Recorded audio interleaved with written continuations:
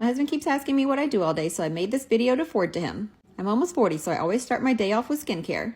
I don't normally drink coffee anymore, but I made a protein coffee this morning because I needed some energy to get through paying all these dang bills.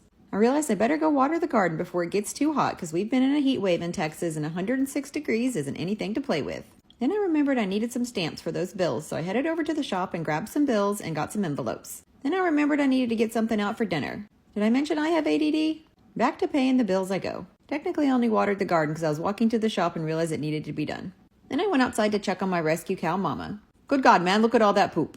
She really is a poop machine. I dumped the poop out and then headed over to get the water hose to fill up her trough and filled up the bird bath on my way back. Time for poop scooping. I seriously don't know how one cow poops this much. We have her in this pen because we dug a pond a couple months ago and our fence has been down.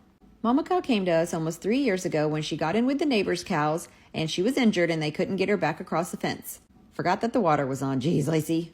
Anywho, she was on our property for over 6 weeks before we realized she was still here. She was about starved by the time we found her, and her owners said that they didn't want her back because she was wild and crazy. So we adopted her, and I made it my mission to befriend her. It took me over 7 months to get her to trust me enough to take cubes from my hands.